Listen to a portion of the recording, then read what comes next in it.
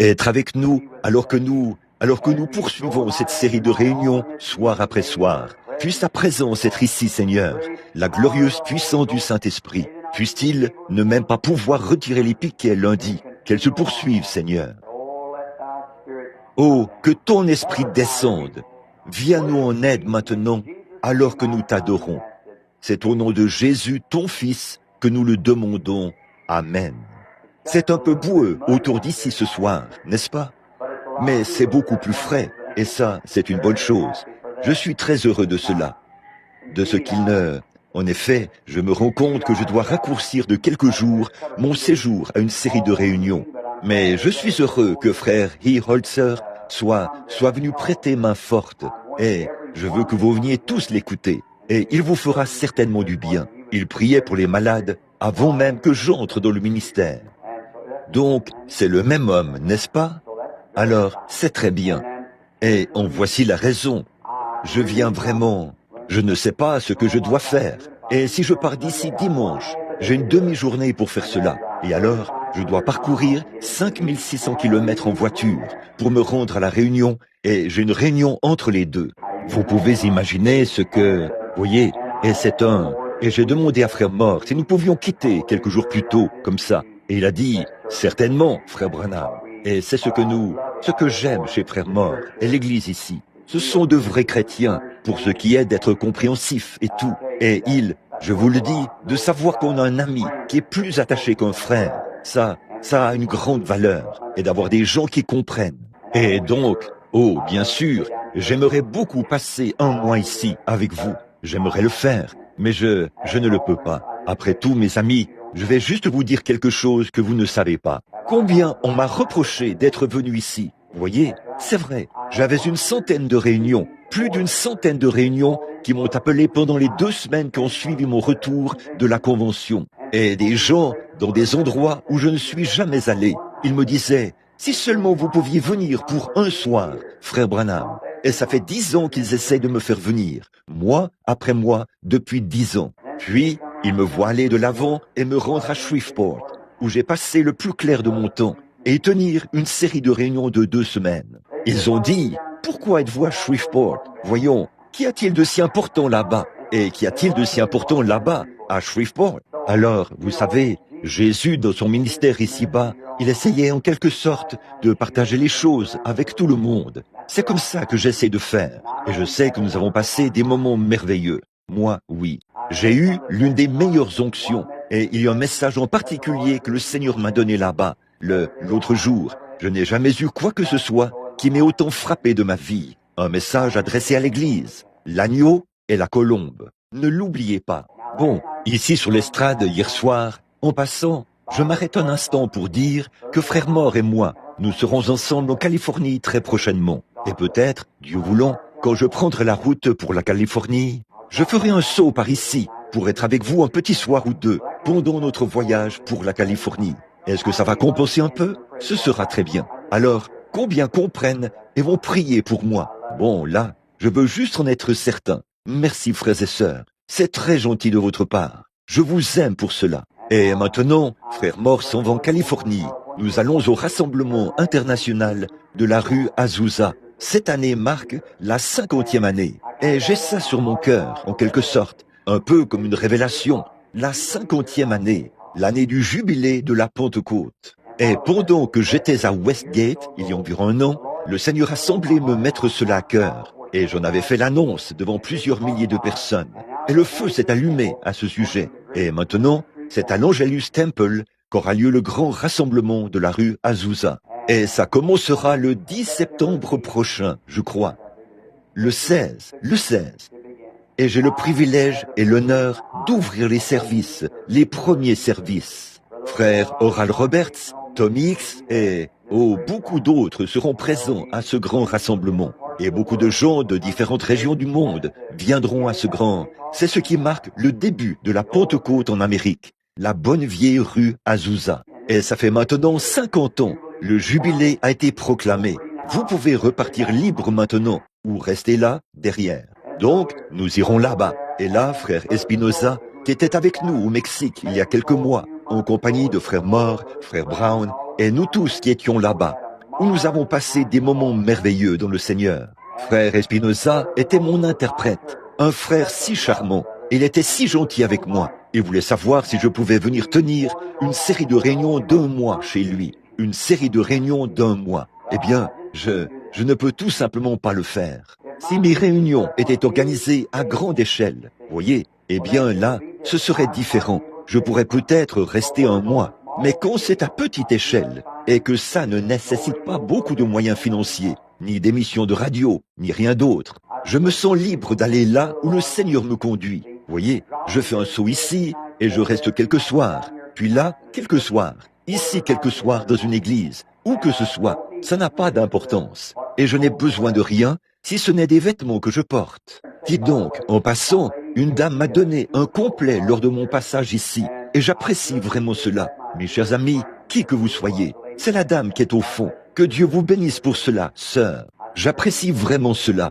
J'avais l'intention de mentionner cela hier soir, et je vous en remercie beaucoup. C'est comme ça que j'obtiens mes vêtements. Les gens me les donnent tout simplement. Et souvenez-vous, ça ne me dérange pas qu'ils soient de seconde main. Ça m'est égal. C'est avec ça que j'ai grandi. Alors j'apprécie vraiment cela. Et mon Seigneur n'avait pas d'endroit où reposer sa tête. C'est vrai. Et le Seigneur m'a donné un petit endroit là-bas pour que j'y vive avec ma petite famille. Et nous sommes vraiment heureux. Et tant que nous avons, ce n'est pas que je n'offre pas à notre famille, même si nous pouvions nous le permettre, et que nous recevions une grosse offrande d'amour, susceptible de nous permettre de nous offrir un peu de luxe. Je ne le fais pas. Non, monsieur. S'il me reste un peu d'argent, je le mets dans les missions à l'étranger. Dieu sait que c'est vrai. Et eh bien, comme je suis l'intendant de cet argent, une fois qu'on me l'a remis, j'aurai à en répondre ce jour-là.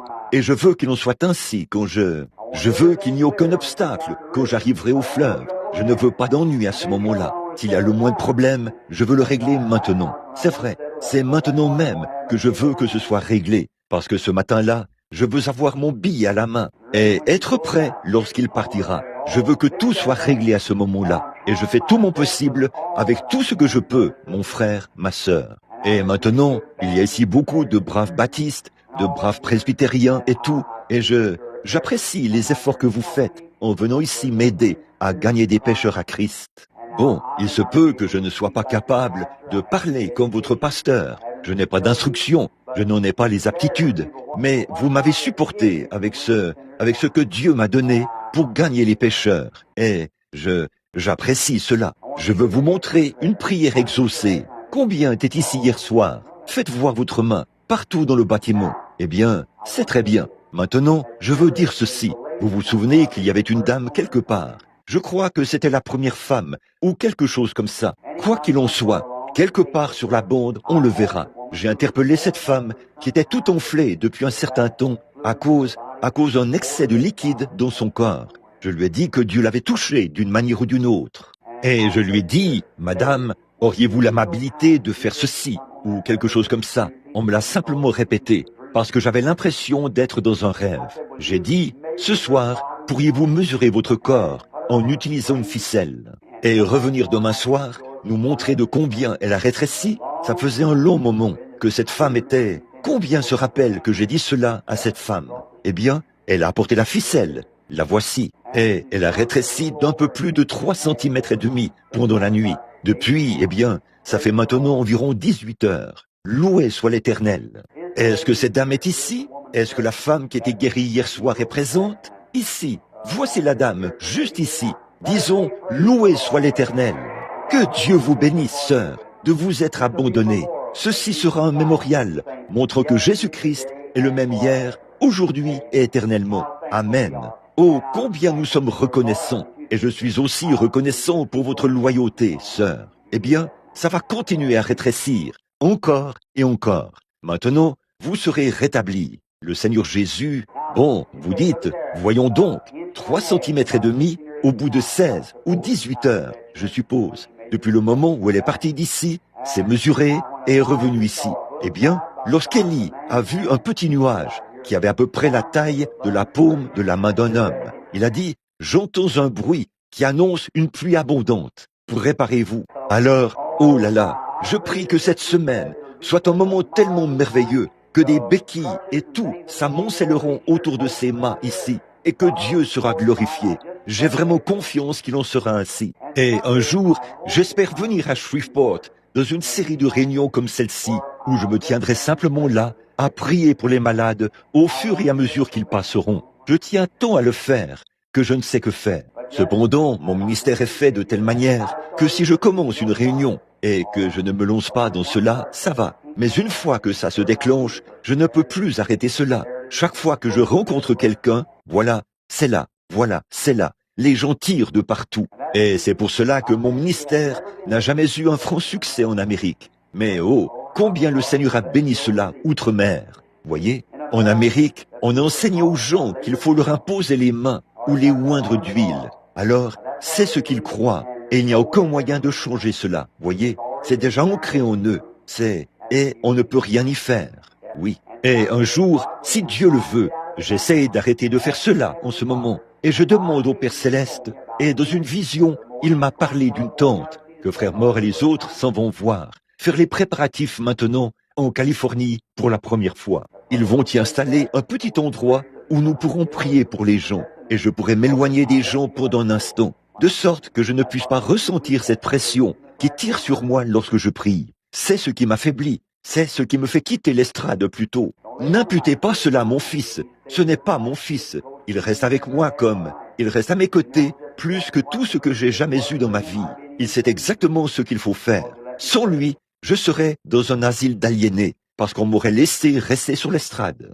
Une fois, j'ai confié cette tâche à des prédicateurs, et vous avez appris que j'avais quitté le champ de travail, et que je ne m'en étais pas remis avant 2 ou 3 ans. Et mon fils est loyal envers moi, et j'apprécie cela. Alors il reste là, à mes côtés. Alors, il se tient sur l'estrade, et il m'observe. Et lorsqu'il voit que mes lèvres pâlissent, il dit, « Papa, peu m'importe s'il y en a 50 000 qui attendent. Si tu ne viens pas, je vais te mettre sur mon épaule, et tu vas venir. » Alors, c'est ce que sa maman lui dit de faire. Elle a du mal à me laisser aller aux réunions sans lui. Elle dit, « Billy, vas-y, je sais ce qui va arriver à papa. Il va revenir tout bouleversé et tout. » Elle lui dit, « Il faut que tu y ailles, peu importe qui est là ou qui n'est pas là. Et lorsque tu vois qu'il est à bout de force, fais-le sortir de l'estrade, sur le champ. » Alors, j'apprécie cela, mon fils, Billy Paul. Et maintenant, mes amis, mon ministère, c'est ceci. Mon ministère ne consiste pas à toucher les gens. Et je constate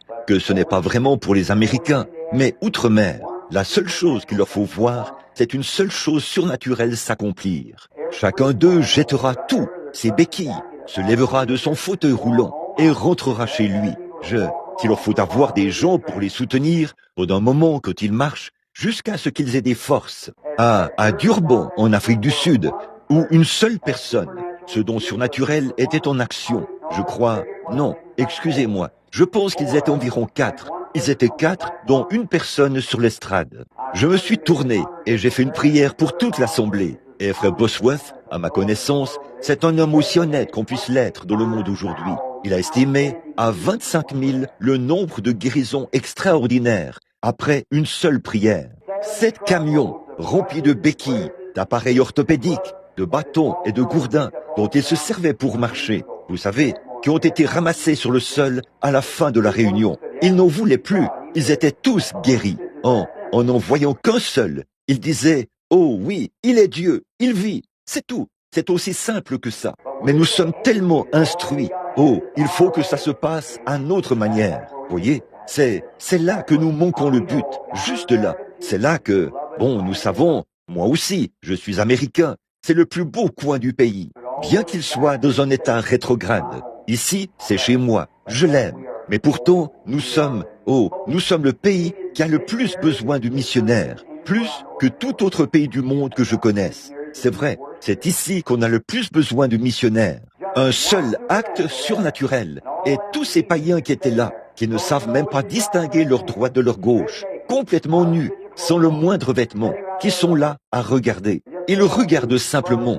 Ils ont de la boue dans les cheveux. Et si vous agissez simplement comme si vous les aimez, ils se mettent à pleurer. Puis, ils voient ce surnaturel se déployer là et appeler ce païen par son nom et lui dire ce qui ne va pas chez lui comme ça. Oh, c'est tout ce qu'il leur faut. C'est juste, c'est suffisant. Si vous dites, il est ici, ça me va. Alors, ils déposent cela et s'en vont. C'est aussi simple que ça.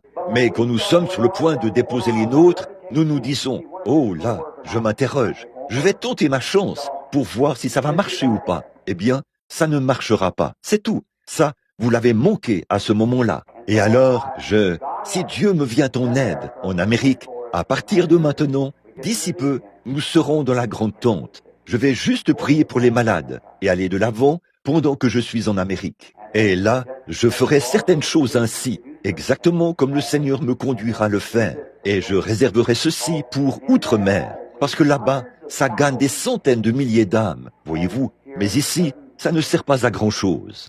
Bon, maintenant, je vais lire un passage dans la parole. Nous allons l'aborder directement en nous attendant à ce que ce soir, Dieu nous donne d'avoir l'un des services les plus glorieux que nous ayons jamais eus, voyez. Et j'ai confiance que demain soir, lorsque le frère s'avancera sur l'estrade, le Saint-Esprit balayera ce bâtiment et tous les malades qui sont sous la tente seront guéris. Et ceux qui sont à l'extérieur, dans les voitures, le seront aussi. Maintenant, combien l'aiment de tout leur cœur, de toute leur âme, de toute leur pensée. Amen. C'est merveilleux. Bon, soyez prêts et soyez en prière maintenant, alors que nous lisons un passage dans cette vieille Bible bénie. Dans le livre des rois, nous lisons ceci. Et il dit, ouvre la fenêtre à l'Orient. Et il l'ouvrit. Élisée dit, tire. Et il tira. Élisée dit, ceci, c'est une flèche de délivrance de la part de l'Éternel. Puisse-t-il ajouter ses bénédictions à la lecture de la parole. La flèche de délivrance de la part de Dieu tirée d'un arc. Bon, vous savez, peu importe combien cela peut sembler mystérieux, Dieu tient toujours sa parole. Peu importe combien cela peut sembler déraisonnable aux yeux des gens, Dieu tient sa parole. Et si Dieu fait une promesse au sujet de quoi que ce soit, Dieu tiendra cette promesse. Vous et moi, nous faisons une promesse. Nous y manquons, pas parce que nous avons l'intention de ne pas la tenir, mais parfois, ce sont les circonstances qui nous amènent à ne pas la tenir. Mais quand Dieu, comme il est infini, alors il connaît tout l'avenir depuis le commencement. Et il ne fait pas de promesses à moins qu'il sache ce qui va arriver. Et il tient toujours sa promesse. Parfois, il semble que c'est ridicule, la manière dont il procède pour pouvoir tenir sa promesse. Mais Dieu la tient toujours. Comme les gens trouvaient probablement cela étrange du temps de Noé, lorsqu'il construisait une arche pour sauver sa famille et lui-même, que de la pluie tomberait du ciel. Mais Dieu a quand même fait venir la pluie. Et je pense à Moïse, au fait que Moïse se tenait là-haut sur la montagne, près de ce buisson ardent, alors qu'il avait perdu tout espoir de liberté. Il ne semblait pas que la liberté de ces gens, qu'il avait si vaillamment défendue autrefois, allait jamais se produire. Mais en présence de la lumière de Dieu, alors qu'il se tenait près de ce buisson ardent, tout en lui a changé. Je pense qu'il en est de même aujourd'hui, que beaucoup d'entre nous perdent de vue la liberté. Je pense qu'ici, voici un petit garçon assis là, devant moi. Il est probablement atteint de paralysie infantile. Ses petits bras sont déformés. Je vois assise ici devant moi une dame qui a une canne blanche. Elle est probablement aveugle. Une charmante jeune femme est couchée ici, sur un petit lit de camp. Et il se peut que beaucoup d'entre vous là-bas souffrent d'un cancer, de problèmes cardiaques et de maladies susceptibles de vous tuer. Mais vous perdez toute idée de liberté dès que le médecin déclare que c'est incurable. Eh bien, frères, si jamais nous entrions dans la présence de Dieu, comme l'a fait Moïse, eh bien, c'était pour lui une révolution. Eh bien, ça provoquerait une révolution. Quand, étant en présence de la lumière de cet ange de Dieu, là, sur cette montagne ce jour-là, tout ce qu'il croyait impossible autrefois est devenu une réalité. Et je pense qu'aujourd'hui, s'il arrivait que les hommes et les femmes entrent dans la lumière du Saint-Esprit, sous l'onction de l'Esprit de Dieu et de la lumière de la parole de Dieu, tout ce que Dieu a promis s'illuminerait pour vous et redeviendrait réel. Eh bien, ceux qui avaient fait échouer Moïse au départ, en voici la raison. C'était le fait qu'il lui manquait ce que le buisson ardent avait. C'est vrai. Et c'est ça notre échec aujourd'hui. Il nous manque ce que le Saint-Esprit a. Et le Saint-Esprit a toutes les bonnes choses pour nous. Et si nous recevons le Saint-Esprit, alors tout est possible. Et non seulement tout est possible, mais cela nous a été promis. Jésus a dit, « Tout ce que vous demanderez au Père en mon nom, je le ferai. Si vous demeurez en moi et que ma parole est en vous, demandez ce que vous voudrez, cela vous sera accordé. » Voyez? Quand nous entrons dans la lumière de la parole de Dieu, avec l'onction du Saint-Esprit, pour faire briller la lumière sur elle, frère, l'impossible devient alors de petites choses. Dieu nous demande de croire sa parole. Il envoie le Saint-Esprit pour stimuler cette parole, lorsqu'il descend dans cette parole, lorsque la parole est prêchée et que le Saint-Esprit apporte la parole. Il stimule cela et fait briller la même lumière de la promesse bénie de Dieu. Dieu a dit, « Je me suis souvenu de la promesse que j'ai faite à Abraham, à Isaac et à Jacob, et je t'envoie là-bas pour l'accomplir. » Voyez? Alors, une fois que la parole et la promesse de Dieu ont été illuminées par la présence de l'ange du Seigneur, essayez donc d'arrêter Moïse. Il est en route et Dieu tient toujours sa promesse. Et dans notre passage de ce soir, c'est pour moi un passage très frappant, qu'alors qu'ils avaient eu une longue lignée de rois depuis la mort d'Akab, lui à qui Élie avait annoncé comment il allait mourir et ce que Dieu allait faire parce qu'il était méchant et que Jézabel allait être donnée en pâture aux chiens à cause de tout le mal qu'elle avait fait. Et souvenez-vous, mes frères et sœurs, on moissonne ce qu'on a semé. Vous qui, eh bien, c'est la loi de Dieu, c'est la loi de la nature de Dieu. On moissonne ce qu'on a semé. Donc, mes chers amis de Shreveport, que ceci soit pour vous un avertissement. Si vous croyez que je suis le serviteur de Dieu, écoutez, la meilleure chose que vous puissiez faire au Life Tabernacle et partout ailleurs, c'est de faire en sorte que la réunion de prière à l'ancienne mode ne cesse jamais, de garder l'unité de l'esprit et de continuellement avoir les yeux levés pour guetter la venue du Seigneur. Éloignez-vous de toute mondanité, peu importe combien ça fait mal. Et la circoncision opérée par le Saint-Esprit retranchera les choses du monde. Eh bien, je commence à voir beaucoup de mondanité s'infiltrer parmi vous. Alors, débarrassez-vous-en. Peu importe combien c'est grave. Life Tabernacle, c'est à vous que je m'adresse. Eh bien, vous, les frères baptistes, parlez aux vôtres là-bas de la même manière. Mais je commence à remarquer qu'il y a quelque chose de différent. Ce n'est pas le même Life Tabernacle que je fréquentais autrefois. Et je veux que vous vous souveniez de ceci ce soir. Faites en sorte que la réunion de prière à l'ancienne mode ne cesse jamais. Faites en sorte que le Saint-Esprit à l'ancienne mode descende sur vous. Maintenez le monde à l'extérieur. C'est les Christ à l'intérieur. Vous êtes en train de vous relâcher dans la prière, en quelque sorte. Souvenez-vous, ce que vous aurez semé, vous le moissonnerez. Souvenez-vous-en, vous avez l'une des meilleures églises que j'ai jamais fréquentées de ma vie. Partout, sur n'importe quel continent, le Life Tabernacle est l'une de mes églises préférées. Ça me brise le cœur de vous voir laisser le monde vous envahir comme vous le faites. Alors, ne le faites plus. Sortez de là, priez pour sortir de là et laissez Dieu revenir prendre le contrôle. Soumettez-vous à Dieu et faites revenir la bénédiction à l'ancienne mode. Et Shreveport, vous, les précieux gens du Sud, ici, vous qui êtes les gens les plus gentils que j'ai jamais rencontrés. Je ne dis pas ça pour faire des compromis avec vous. Je le dis parce que je vous aime. Si vous voulez recevoir un très bon traitement et une très bonne hospitalité à l'ancienne mode, venez en Louisiane. Je le dis du fond du cœur.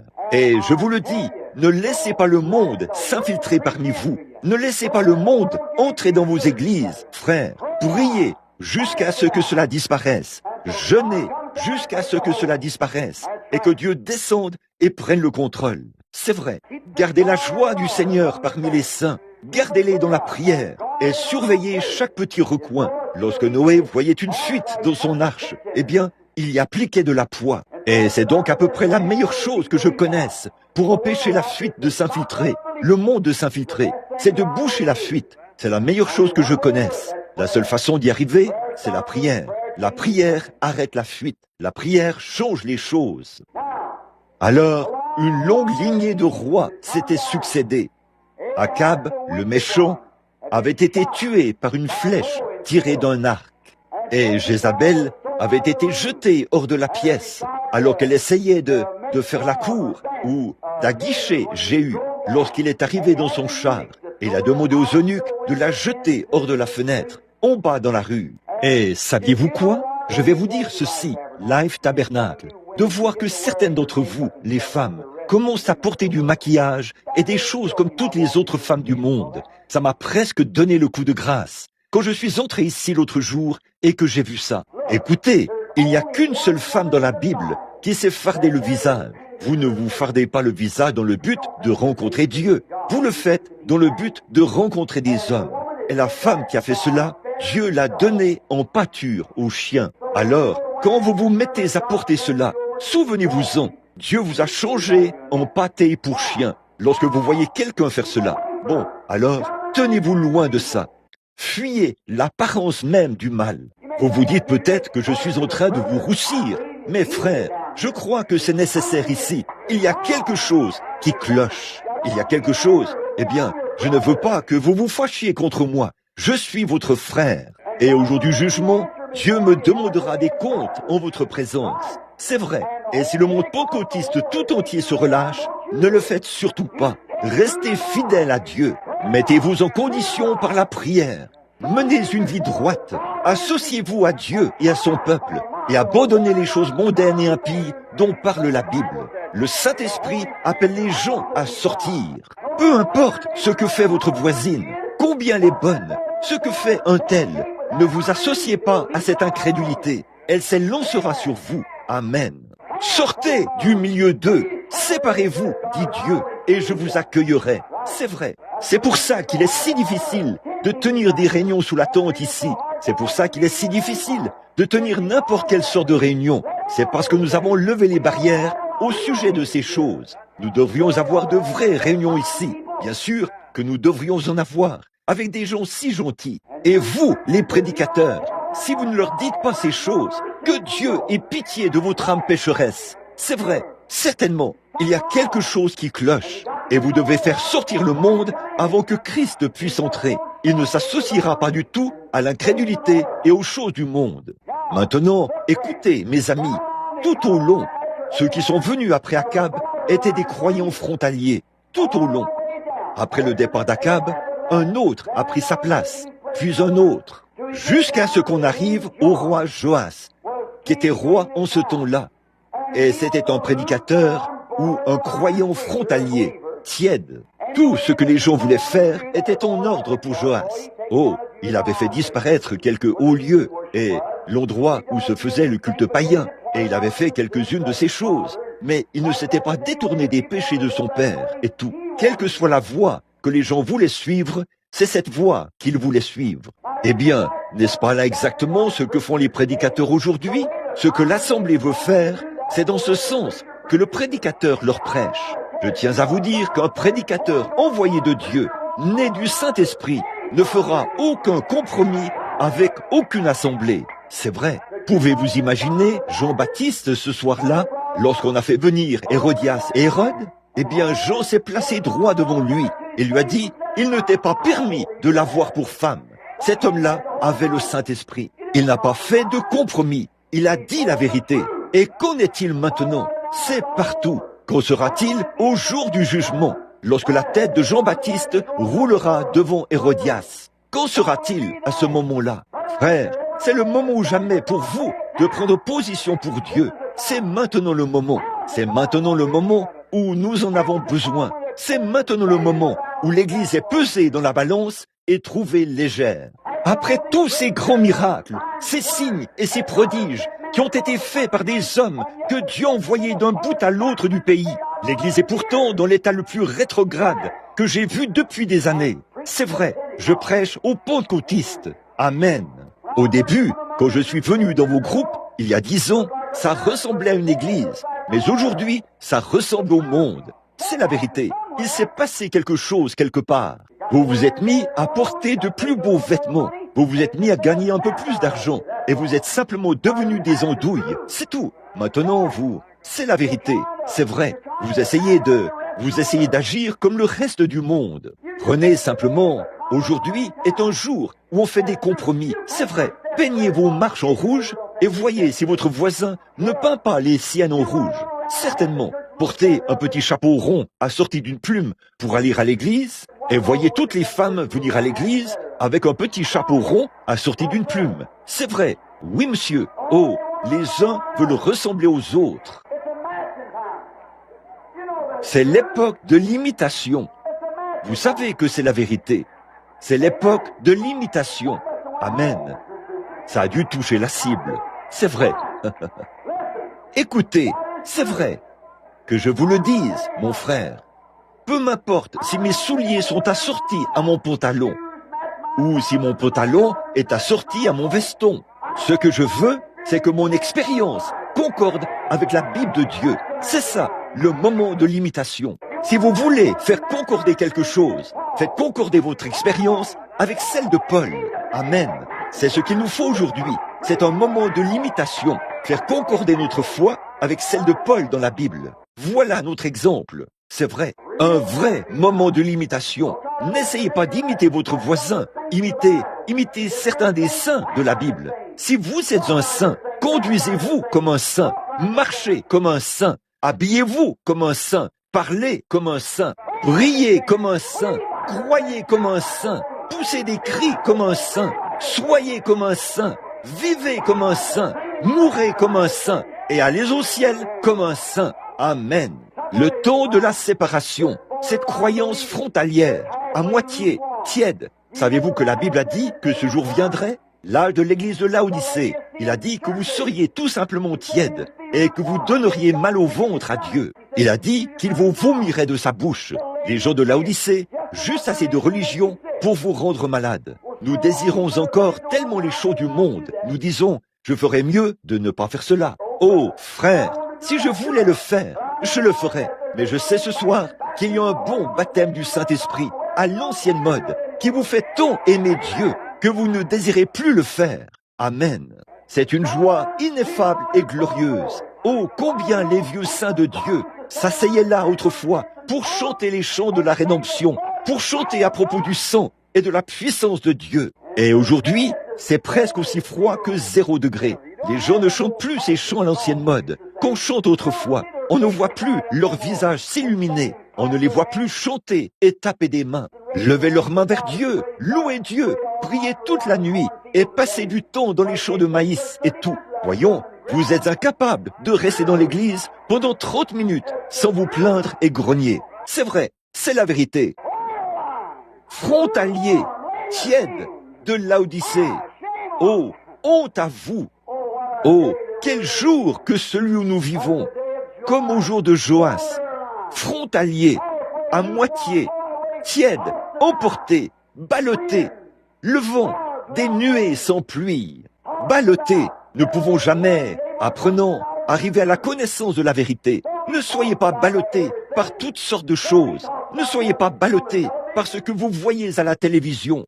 Eh bien, certains chrétiens aujourd'hui restent à la maison le mercredi soir pour regarder la télévision. Vous savez que c'est vrai. Eh bien, vous savez que c'est la porte d'entrée de tout ce qui est de Hollywood. Eh bien, ce n'est rien d'autre que de la grande prostitution et de la vulgarité. Regardez dans les registres de la police. Je les ai, les registres de la police, où il est dit que ces vedettes de cinéma, et vous voulez les imiter? Qu'est-il arrivé à Christ? Qu'est-il arrivé au sein de la Bible? Vous essayez de prendre exemple sur Hollywood, de vous habiller comme Hollywood, d'agir comme Hollywood. La raison en est que vous avez beaucoup de prédicateurs évangéliques de Hollywood qui sautillent sur l'estrade, qui passent 2 heures à recueillir l'offrande. Nous devions sortir de ce genre de choses et faire confiance à Dieu, tomber face contre terre et prier, nous répondre devant Dieu et nous repentir jusqu'à ce que Dieu envoie de nouveau un réveil du Saint-Esprit à l'ancienne mode. Amen. C'est vrai, c'est honteux cette façon dont nous agissons. Revenez à Dieu. Eh bien, ce vieux roi, il se disait qu'il irait simplement au gré du vent. Il était ballotté partout. Eh bien, vous n'êtes jamais stable. Vous ne savez pas ce que vous croyez. Et les gens aujourd'hui, Ils préfèrent rester à la maison pour regarder J'aime Lucie. Ou qu'est-ce que c'est? Lucie quelque chose. Ils sont très Lucie, relâchés. Je dirais que oui, c'est suffisamment relâché pour vous mener en enfer. Tout à fait. C'est peut-être très bien pour les païens, mais ce n'est pas fait pour les chrétiens. C'est vrai, ce n'est pas fait pour les chrétiens. Les chrétiens, ils aiment la parole de Dieu. Si vous avez en vous quelque chose qui se nourrit de telles absurdités, vous devez vous repentir. C'est vrai, tout votre rock'n'roll et votre boogie-woogie, d'où est-ce que ça vient? Du cœur de l'Afrique. Je reviens de l'Afrique. Vous les femmes qui portez du fard, vous savez d'où ça vient? C'est une marque de paganisme. Ils se fardent le visage. C'est de là que ça vient. C'est ce que font les païens. Les chrétiens se lavent le visage. Amen. C'est vrai. Ça va peut-être vous roussir un peu, frère. Il serait mieux pour vous de roussir ici plutôt que de brûler ailleurs. Alors, vous feriez mieux de vous mettre en règle. Amen. Dieu aime la vérité et la vérité vous affranchira. Dieu veut que vous connaissiez la vérité. Christ est la vérité. Le Saint-Esprit ne sera pas vaincu. Il est ici maintenant. Le Saint-Esprit, il veut que vous l'acceptiez avec puissance, que vous preniez en considération sa parole. Et si le Saint-Esprit est en vous, il se nourrit de la parole de Dieu, et non pas de la télévision, ni des magazines True Story, des romans d'amour, par lesquels vous qui prétendez être chrétiens êtes absorbés. Pourquoi vos enfants? Écoutez un peu. En moins de 3 mois, tous les adolescents du pays, âgés entre 5 et 18 ans, savaient qui était David Crockett. Oh, là-bas dans la rue, ils chantent Davy Crockett. Une sorte d'histoire inventée, une absurdité. Quelqu'un qui a tué un ours à l'âge de 3 ans. C'est fou, ça. Mais les enfants portent des chapeaux en fourrure de raton laveur et tout. Et des pistolets à la ceinture. Oh, les magasins d'articles à petit prix en sont pleins. Et partout ailleurs. C'est absurde. Et vous, les chrétiens, qui avez le message de Dieu, si le monde est capable de brandir ce genre de choses et de vendre beaucoup d'absurdités et de camelotes aux enfants, à combien plus forte raison les chrétiens devraient-ils brandir le programme du Seigneur Jésus-Christ? Et la puissance du Saint-Esprit, la résurrection, la vie éternelle, la venue du Seigneur. Il y a des centaines de milliers d'enfants ce soir en Amérique qui pourraient vous parler de Davy Crockett et qui ne savent rien de Jésus-Christ. Qu'est-ce qui ne va pas? C'est pour ça qu'ils restent à la maison, la tête plongée dans la télévision plutôt que dans la Bible. Je n'ai rien contre la télévision. Si elle est utilisée pour diffuser le programme de Dieu, c'est en règle. C'était la voix de Dieu au départ, qui a créé les ondes et tout le reste. Mais le diable a simplement pris cela et l'a perverti. C'est aussi simple que ça. Hollywood s'en est emparé. Tout ce dont ils s'emparent est pourri, parce qu'ils ne peuvent faire autrement. J'ai lu dans les magazines de faits divers que les femmes les plus célèbres se prostituaient pour $50 par nuit, qu'elles vont avec des hommes et tout, partout sur la côte. Puis elles se pavanent partout, et certaines d'entre elles ont eu 4 ou 5 maris. Et vous, les petites filles, vous voulez prendre exemple sur elles? Et lorsque des hommes, là dehors, qui sont censés être des vedettes de cinéma et tout, qui sont tant allés avec des femmes que le cours naturel de la vie change pour eux, et ils deviennent pervertis. Et vous dites que vous voulez prendre exemple sur ça? Regardez là-bas au calvaire, où un homme a été pendu à une croix et est mort. Le seul véritable exemple qui ait jamais été donné au monde, par lequel les êtres humains doivent vivre, c'est l'homme Jésus-Christ. Amen. C'est vrai. Et nous nous disons chrétiens, et nous faisons en sorte que notre âme s'harmonise avec de telles choses. Ce n'est pas étonnant que le monde s'infiltre. Ce n'est pas étonnant qu'il se passe quelque chose. Ce n'est pas étonnant que vous ne puissiez plus avoir de réunions qui stimulent l'âme, parce que le monde s'est infiltré. On est frontalier, à moitié, dénué de caractère. Oh là là, quelles conditions! Malgré tout cela, maintenant, pour vous montrer qu'il y a un espoir, ce vieux roi Joas avait appris que le prophète était malade, et il est allé lui rendre visite. Et quand il est allé lui rendre visite, il n'est pas venu de manière irrévérencieuse. Il allait venir avec respect. Il est arrivé là. Il avait assez de Dieu en lui pour savoir qu'il devait visiter ce prophète en lui témoignant du respect. Alors, il s'est présenté là, a pleuré pour lui et a dit « Mon père, char d'Israël et sa cavalerie ». Et à ce moment-là, vous voyez, c'est comme ça qu'on obtient quelque chose de Dieu. Ne venez pas à une réunion comme celle-ci pour vous en moquer. Ne venez pas pour colporter une sorte d'histoire d'un endroit à l'autre. Si vous le faites, vous n'arriverez jamais à rien avec Dieu. Ne lisez pas la Bible pour vous disputer à ce sujet. Lisez la Bible pour la vivre. C'est vrai. Et donc, lorsqu'il y est allé et qu'il l'a vu, il l'a respecté. Il a dit, « Mon père, char d'Israël et sa cavalerie. » Autrement dit, mon père, tu vaux plus que tous les chars d'Israël et toute sa cavalerie. Oh, combien cela est vrai! Ce soir, je dis que bien qu'Élisée ait été considéré par le monde moderne comme un exalté, un fanatique, sa présence dans cette nation valait plus que tous les chevaux et les chars qu'il possédait. Et je dirais ce soir qu'une bonne réunion du Saint-Esprit sous la tente, à l'ancienne mode, nous protégera plus que toutes les bombes atomiques que nous pourrions créer en 1 million d'années. Amen.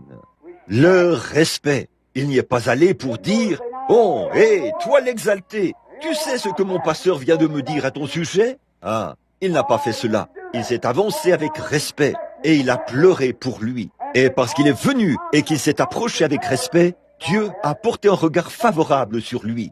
Dieu a dit, maintenant, Élisée, lève-toi. Et Élisée s'est levé. Et dans leur état rétrograde, ils étaient sur le point d'être assiégés par un autre pays, les Syriens. Ils venaient pour s'emparer d'eux, et Élisée le savait. Mais parce que ce seul homme s'est humilié et s'est rabaissé devant Dieu, et a dit, « Oh, mon Père, comme nous avons besoin de toi !» Dieu a eu égard à cela. Il avait respecté Élisée et Dieu l'a respecté. Et si vous respectez la Bible de Dieu et le Saint-Esprit de Dieu, il vous respectera. Amen. N'essayez pas de la contredire ou de dire qu'elle n'est pas vraie. Croyez-la, c'est tout. Observez-le maintenant. Et Élisée a dit, va chercher ton arc. Et il y a mis une flèche. Il a dit, ouvre la fenêtre à l'Orient. C'est de l'Orient que viendra Jésus. Et il a dit, maintenant regarde bien. Maintenant, je veux que tu insères la flèche et que tu tendes l'arc le plus possible. Et il l'a fait. Il a dit, tire. Et lorsqu'il a tiré, qu'est-ce qui s'est passé? La flèche est sortie. Il a dit, va chercher la flèche. Quand il est revenu, il a dit, frappe contre terre. Il a frappé contre terre 3 fois. Et le prophète s'est irrité contre lui. Il a dit, pourquoi n'as-tu pas frappé plus de fois que ça? Pourquoi n'as-tu pas fait autre chose à ce sujet? Frappé plus de fois que ça. Il a dit, tu as frappé 3 fois. Tu ne remporteras alors que 3 victoires. Ce soir, c'est à peu près ce qui s'est passé dans l'église chrétienne. Nous avons frappé la flèche de délivrance de la part de Dieu. Voilà ce qu'il a dit que c'était. Dieu nous a envoyé la flèche de délivrance. La flèche de délivrance, c'est le Saint-Esprit qui a été envoyé, tiré de l'arc de l'amour de Dieu. C'est vrai. Quand l'éternité et l'éternité ont été réunies par la corde de l'amour, Dieu a tiré la flèche de délivrance dans l'église, le jour de la Pentecôte. Amen. Et il était remis entre les mains de l'église. Alléluia. Il a été remis entre les mains de l'église la flèche de délivrance de la part de Dieu. Amen. Le Saint-Esprit délivrera l'église de tout genre de chaos dans lequel elle pourrait se retrouver. Mais qu'a-t-elle fait de cela? Ils ont pris la flèche et ont frappé 3 fois. Ça, c'est un roi rétrograde. Ils ont frappé avec la flèche 1 fois. Bon, nous allons construire une église. C'est bien. Nous allons enseigner la théologie. C'est bien. Nous allons enseigner la psychologie, y avoir une organisation. C'est à peu près tous les efforts que vous avez déployés pour frapper. Ils n'ont pas assez frappé et ont manqué beaucoup de bénédictions. Et l'église ce soir, écoutez-moi, l'église ce soir ne frappe toujours pas assez.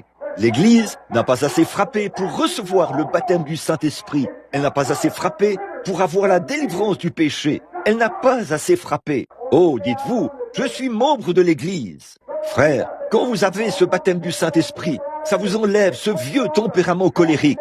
Ça vous revêt d'une robe et vous fait agir comme une dame. Ça vous fait arrêter de fumer, de boire, de mentir, de voler et tout. Frère, quand vous avez le baptême du Saint-Esprit, ça vous sépare. Ça vous délivre des choses du monde. Amen. Ça vous fait aimer Dieu. Ça vous fait aller à l'église. Ça vous fait l'adorer. Ça vous fait en parler à votre prochain. Ça vous fait vivre au-dessus du péché. Alléluia. Mais l'église moderne n'a pas assez frappé pour avoir ces choses. Oh, ils ont simplement frappé, ils ont dit, nous avons une église, nous avons un bon enseignant, nous avons de la théologie. C'est à peu près tout ce que vous en savez. Chaque promesse du livre m'appartient. Chaque chapitre, chaque verset, chaque ligne. Alléluia. Dieu a envoyé le baptême du Saint-Esprit. Il a mis cela entre les mains de l'Église. La flèche de délivrance de la part de Dieu pour délivrer de la maladie, du péché, des soucis, des ennuis, de la mondanité, de tout le reste. Mais nous n'avons pas assez frappé pour avoir ces choses. Amen. Ce n'était pas le cas de ce premier groupe de Juifs. Ils ont frappé pour obtenir tout ce que Dieu avait en réserve pour eux. Ils avaient toutes sortes de signes, de prodiges, de miracles, différents dons du Saint-Esprit. Tout, ils les avaient. Mais nous ne frappons pas assez pour avoir ces choses. Le baptême du Saint-Esprit, dans ces derniers jours, est venu chez les gens des nations, dans les pays occidentaux. Dieu a tiré la flèche de délivrance dans notre direction. Et nous avons frappé avec cela juste assez longtemps pour que nous soyons, oh, je suis des assemblées. Alléluia. Je suis membre de l'Église de Dieu. Gloire à Dieu. Alléluia. Ça ne vous avance absolument à rien. C'est vrai. Frère, Dieu n'a pas dit de se servir d'une organisation pour frapper. Il était donné à chaque individu de frapper contre les puissants du diable. La maladie, le péché, la souillure, la médisance, les querelles, oh là là, la mondanité. Amen. Mais nous ne frappons pas assez. Oh, nous allons à l'église, nous adhérons à l'église, et nous pensons que ça va aller. Ça ne va pas aller. Frère, ne manquez rien des bénédictions de Dieu, parce que vous n'avez pas assez frappé. La Bible dit, Jésus-Christ est le même, hier, aujourd'hui et éternellement. Frappez pour cela. Amen. N'ayez pas peur. C'est Dieu qui l'a dit. Je suis l'Éternel qui te guérit. Frappez pour cela. Dieu l'a dit. C'est la flèche de délivrance. Elle est à portée dans l'église ce soir. Nous parlons d'un Dieu historique. C'est ça le problème ce soir. On enseigne à l'église que c'est quelque chose d'historique. Non pas que c'est quelque chose qui s'applique à aujourd'hui. À quoi sert le Dieu d'Élie s'il n'est pas le même Dieu ce soir? À quoi sert un Dieu de Moïse qui a délivré les enfants hébreux de l'Égypte? À quoi sert ce Dieu de l'histoire s'il n'est pas le même Dieu ce soir? À quoi sert un Dieu qui a marché sur les rives de la Galilée autrefois, qui a ouvert les yeux des aveugles, qui a fait parler et entendre les sourds et les muets, qui a guéri les malades, les lépreux, ressuscité les morts? S'il n'est pas le même Dieu ce soir, à quoi sert-il? Alléluia. Amen. À quoi sert-il? À quoi cela sert-il de donner à vos garçons une instruction qui porte sur un grand toute l'histoire, de leur apprendre toute la théologie, de leur enseigner la Bible, puis, si vous faites demi-tour et que vous dites à ce même groupe d'hommes que les jours des miracles sont passés et des choses de ce genre, à quoi cela sert-il de connaître l'histoire?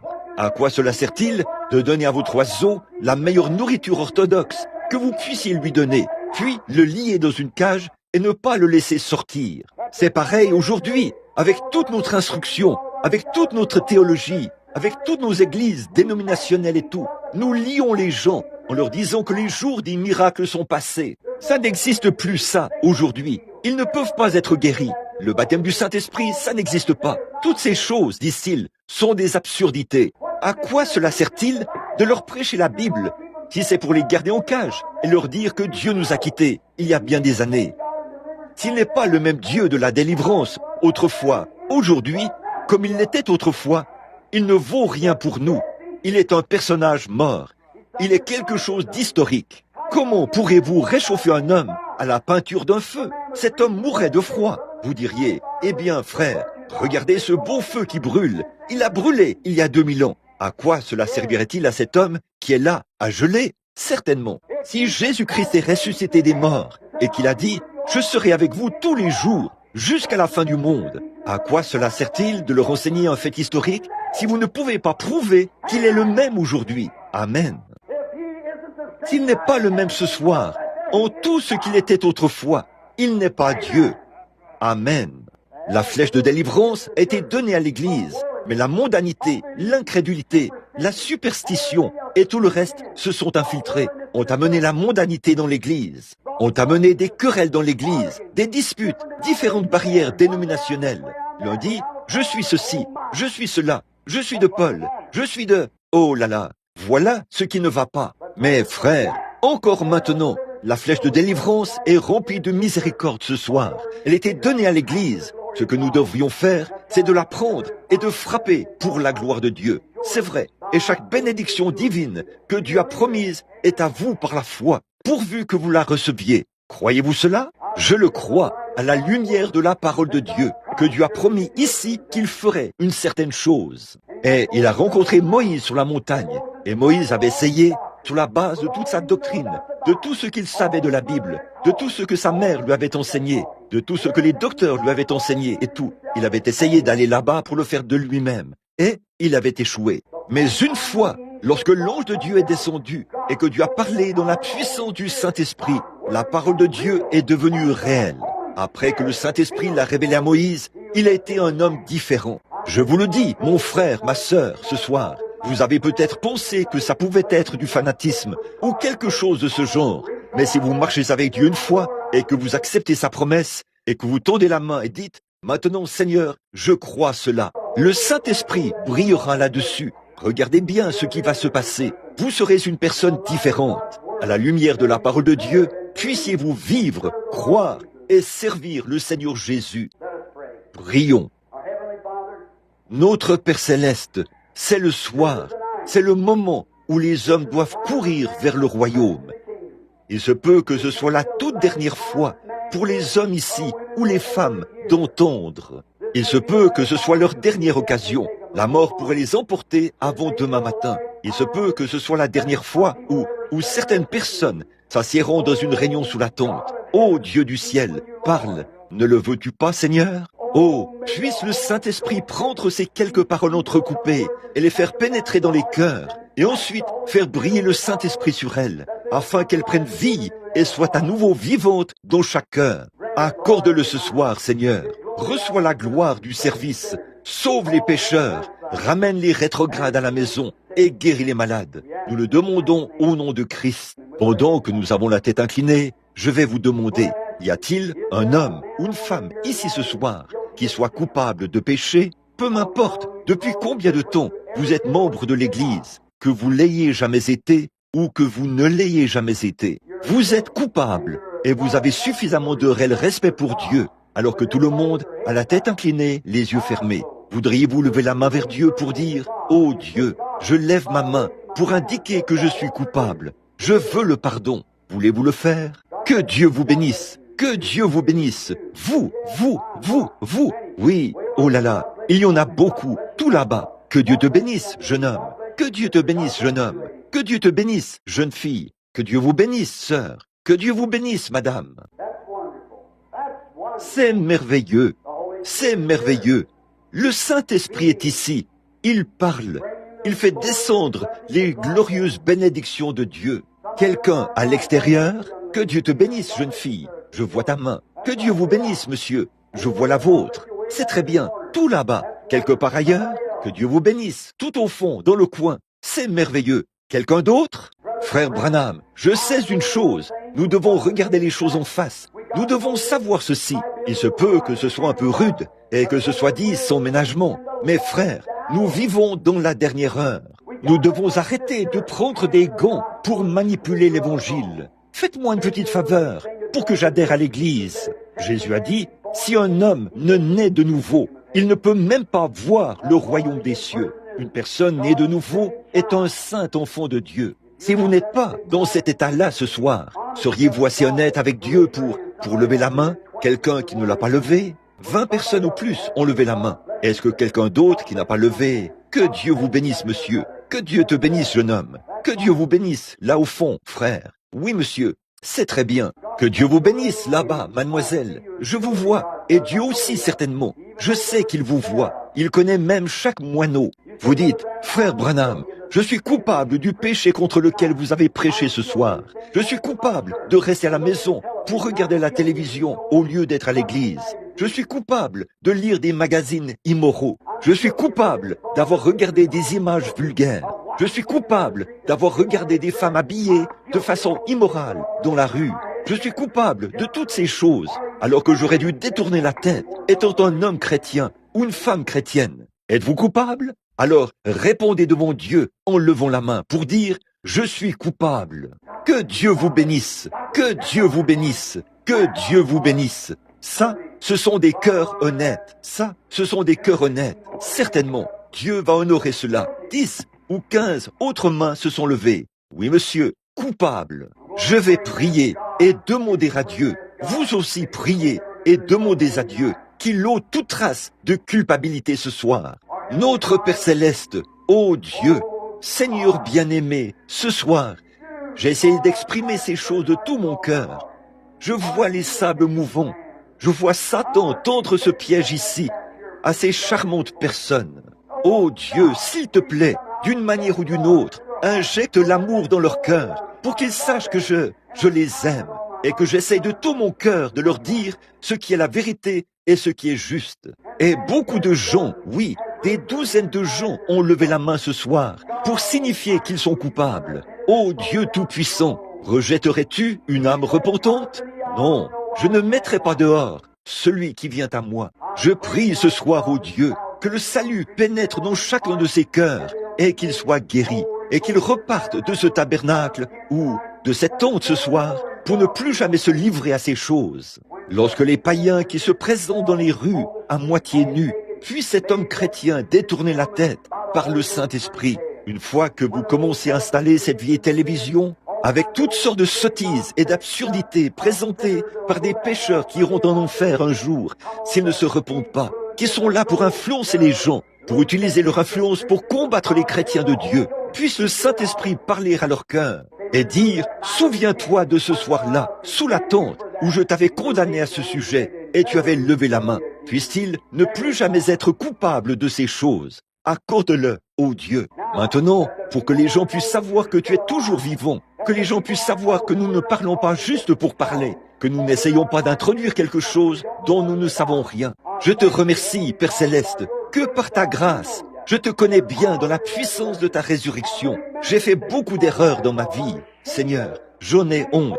Il y a beaucoup d'endroits où j'aurais dû me rendre et des endroits où j'aurais dû aller. J'ai suivi un chemin différent et j'ai agi autrement et j'en suis désolé. Ô Dieu, je me repens de tout mon cœur et je te prie, Seigneur, de m'envoyer aux quatre coins de la terre et permets-moi, pendant que j'ai la vie et que je suis encore fort, permets-moi d'aller de l'avant et de prêcher l'évangile comme jamais auparavant. Ô Dieu, je renouvelle mes vœux envers toi ici, devant ces gens. Ô Seigneur, je te prie, au nom de Christ, de moindre du Saint-Esprit, d'opérer des signes et des prodiges, et de fortifier mon corps. Oh, renouvelle les visions, Seigneur.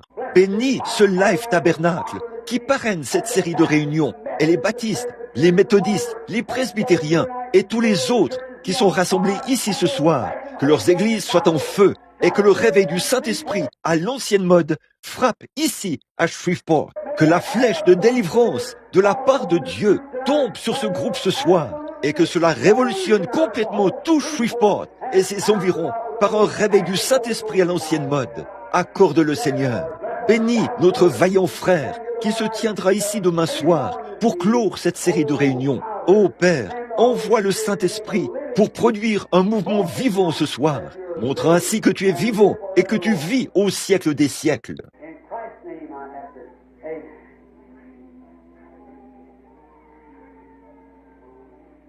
C'est au nom de Christ que je le demande. Amen.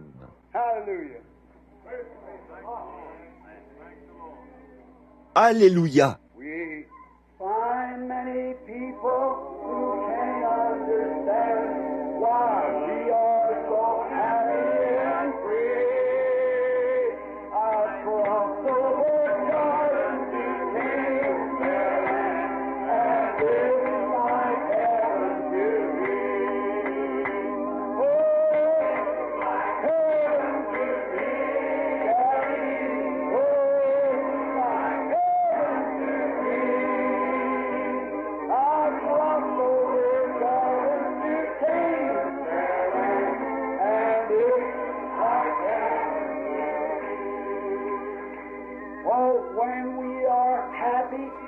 sing and we shout. Some don't understand it, I mean, but we're filled with the Spirit. There isn't a doubt, and that's what's the matter with me. Oh, that's what's the matter with me. Praise the Lord. Oh, that's what's the matter with me. I've been filled with the Spirit. There isn't a doubt, and that's what's the matter with me. Oh, vous l'aimez, n'est-ce pas? Pendant que nous chantons cela de nouveau, serrez la main à quelqu'un près de vous, méthodiste et baptiste. Vous savez, cette religion à l'ancienne mode amènera une robe de soie et une robe de calicot à se donner l'accolade. Et à s'appeler mutuellement sœurs. Ça amènera un smoking et une salopette à s'appeler mutuellement frères. Tournez-vous et serrez la main à quelqu'un.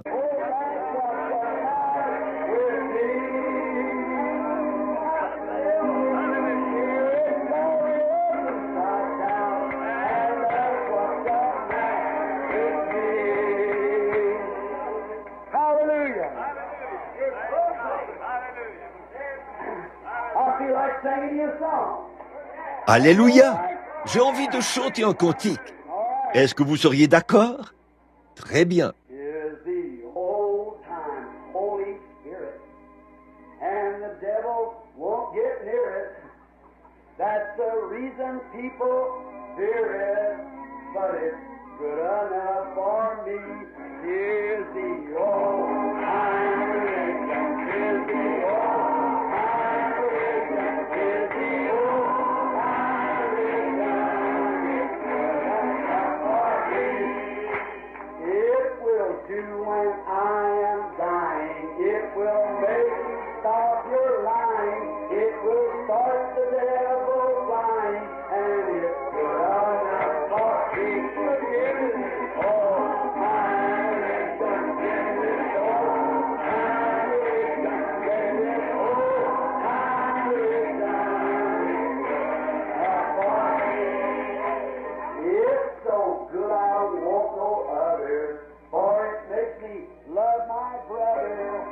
It brings things from undercover, and it's good enough for me. Oh, give me this, oh, time religion, give me this, oh, time religion, give me this, oh, time religion, it's good enough for me. Nous pouvons tous le chanter comme ceci. It was good for Paul and Silas. It was good for Paul and Silas. It was good for Paul and Silas. And it's good enough for me. It is all time religion. Got that old time religion. Got that old time religion. Amen. Tous ceux qui ont cet ancien évangile, maintenant levons simplement les mains et disons, I got that old time religion. Got that old time religion. Got that old time religion. Amen. Il y a quelques minutes, des pécheurs qui se trouvaient juste ici, ils avaient les mains en l'air en chantant « J'ai l'ancien évangile ». Amen. Bien sûr que ça fait fuir le démon. C'est ce que ça fait. Ça vous fait aimer tout le monde. Ça vous fait aimer le Seigneur. Ça vous fait aimer votre ennemi. Ça vous fait aimer tout le monde. Et c'est tout ce qu'il me faut. C'était bon pour Paul et Silas.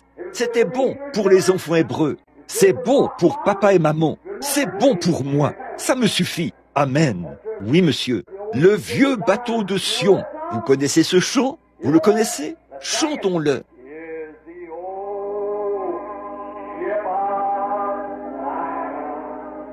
Is the old ship of Zion. Is the old ship of Zion.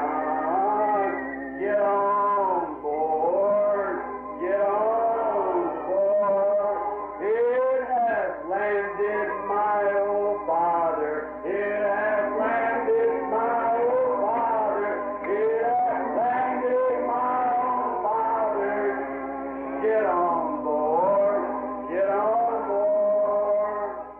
Oh, j'aime ces chants à l'ancienne mode. Je suis tout simplement vieux jeu. Et j'ai grandi avec du pain de maïs et des haricots à œufs noirs. J'avais l'habitude de tremper dans la bouilloire. Maman faisait une tarte et nous prenions la louche et la trempions dans le glaçage. Et vous savez, nous les enfants, on en avait dans les cheveux, sur les sourcils et tout le reste.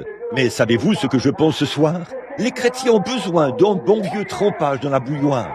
Que ça se retrouve sur vos sourcils et partout. Amen. C'est vrai, je me sens religieux. Vraiment, je me sens vraiment bien dans mon cœur d'être assemblé avec un tel groupe de gens, des gens en route pour le ciel, en route pour la gloire. Très bien. Combien ici sont malades et affligés? Faites voir votre main en la levant, si vous le pouvez. Levez la main, vous qui voulez que Dieu vous guérisse. Merveilleux. Très bien. Eh bien, ce bon vieux salut de Dieu à l'ancienne mode nous est apporté par le baptême du Saint-Esprit. Dans ce baptême du Saint-Esprit, le Saint-Esprit n'est nul autre que l'Esprit du Seigneur Jésus-Christ, qui est descendu le jour de la Pentecôte pour demeurer avec nous et en nous jusqu'à la fin du monde. Et s'il est toujours le même Saint-Esprit qui est descendu à la Pentecôte et qu'il a la même puissance ce soir qu'il avait à la Pentecôte, nous ne saurions penser que notre Dieu s'est affaibli en 2000 ans, alors qu'il vivra avec nous pendant toute l'éternité. Mais quand le Messie viendra, il nous dira toutes choses, ce genre de choses. Voyez, ce sera le signe du Messie. Mais toi, qui es-tu? Il a dit, je le suis. Eh bien, s'il était Jésus hier, de cette manière, il doit être Jésus de la même manière aujourd'hui, s'il est le même. Maintenant, la seule chose qui est différente, là, c'est qu'il n'a pas de corps physique. Son corps est assis sur le trône de Dieu. Ce n'est pas sur le trône de Jésus qu'il est assis ce soir. La Bible dit, il est assis sur le trône de son Père. Pas vrai? Celui qui vaincra s'assiera avec moi sur mon trône, comme moi j'ai vaincu et me suis assis sur le trône de mon Père. Maintenant, son trône est sur la terre. Il doit être ici avec les gens. Eh bien, voyez-vous, vous ne serez jamais un ange. Ça, vous le savez. Vous ne serez jamais un ange. Et vous ne serez jamais vieux. Vous ne serez jamais ridé. Vous ne serez jamais malade. Vous n'aurez jamais de soucis. Et vous ne serez jamais un ange. Vous serez un être humain, avec cette différence que vous serez immortel. Vous aurez un corps glorifié comme le sien. Vous mangerez, vous boirez, vous vivrez, vous aimerez et vous vous côtoierez au siècle des siècles. Vous ne serez pas des fantômes qui volent dans les airs. Jamais. La Bible n'enseigne rien. Dieu a fait des anges, oui, mais il n'a jamais fait de vous un ange. Il vous a créé pour être un être humain. Et Jésus est descendu, Dieu est descendu et s'est fait chair. Il a créé un homme qui puisse habiter ici sur terre avec son peuple. Et un jour, il reviendra dans ce corps physique glorifié. Juste une petite pensée avant de former la ligne de prière. Je veux vous demander quelque chose. Que pensez-vous des Hébreux là-bas en Égypte? Je veux que vous réfléchissiez profondément. Qu'en est-il des Hébreux là-bas en Égypte? Chaque fois qu'ils recevaient des coups de fouet sur le dos, qu'ils étaient giflés par l'ennemi, qu'on leur crachait au visage, qu'on leur donnait des coups de pied ou quoi que ce soit d'autre, en descendant la rue, ils jetaient un coup d'œil là-dedans, dans le cercueil. Ce petit cercueil en plomb, au corps de Joseph, le prophète. Et par ce signe, ils savaient qu'un jour, ils partiraient de là. Ils allaient partir un jour, c'était le signe que Dieu leur avait donné. Joseph avait dit, le Seigneur viendra à vous. Il vous visitera. Mais n'enterrez pas mes os ici. Mais un jour, quand vous partirez d'ici, emportez mes os avec vous. Chaque fois, un Hébreu, peu importe les ennuis qu'il avait, il pouvait regarder ses os et se rappeler qu'il y avait une promesse selon laquelle il irait au pays promis un de ces jours. Et ce soir, je pense à sa gloire. Après que nous avons ici une tombe ouverte. Nous allons au cimetière. Les cendres retournent aux cendres et la poussière à la poussière pour nos bien-aimés. Et nous répandons les mottes de terre. Je l'ai fait pour ma femme, mon bébé, mon père, mon frère. Je sais ce que cela signifie. Et je suis de tout cœur avec vous lorsqu'on répond cela. Les cendres retournent aux cendres et la poussière à la poussière. Je serai de tout cœur avec cela. Mais alors, le matin de Pâques, je peux y porter une fleur et la mettre dessus. Regardez bien au-delà de cette tombe et savoir que là-bas, quelque part, ils sont dans la présence de Dieu. Celui qui écoute ma parole et qui croit à celui qui m'a envoyé à la vie éternelle. Il ne viendra jamais en jugement, mais il est passé de la mort à la vie. Quand je pense à ça, je me dis, oh, Hope, ma femme qui est partie, oh, Sherry, mon bébé chéri qui est parti, papa, Édouard, Charles, mon frère, vous êtes partis. Lorsque je me tiens près de la tombe, que je regarde là, que je vois leur nom écrit et que je vois leur photo affichée là, une petite fleur posée ici, je me dis, vous êtes dans la présence de Dieu. Mais je me dis, je ne pourrai pas vous voir aujourd'hui parce que vous êtes dans un corps différent, un corps céleste. Je ne serai pas capable de vous voir là-bas. Mais chaque fois qu'ils s'écrient, Seigneur, jusque à quand ces âmes qui sont sous l'autel, ils regardent et voient assis là-bas à l'autel, assis là-bas sur le trône, ce corps physique qui est assis là-bas. Amen. Maintenant, nous voyons une tombe vide et Jésus a promis qu'il sortirait de la tombe. Ils sont encore un signe là-bas. Dieu donne un signe. Dieu donne des signes partout. Savez-vous cela? Là où il y a Dieu, il y a des signes. Les signes, voici les signes qui accompagneront ceux qui auront cru, dit la Bible. C'est vrai, des signes partout. Il y a des signes partout. Nous ne devrions pas les rechercher, mais Dieu les donne. C'est sa grâce. Il les donne. Quand nous nous mettons à les rechercher, alors c'est mal. Mais quand il les donne simplement par sa grâce, c'est merveilleux. Et il y a ici un signe qui indique qu'un jour, nous partirons d'ici. Nous sortirons de cette tombe, parce qu'il y a une tombe vide à Jérusalem. Amen. Et ceux qui sont là-haut, qui veulent revenir pour nous visiter, il y a un signe qui montre qu'un jour, ils seront faits chair, bien que leur corps repose là, dévoré par les gélèques. Mais il y a cependant un corps physique, celui qui est ressuscité des morts. Un jour, ils reviendront sur la terre.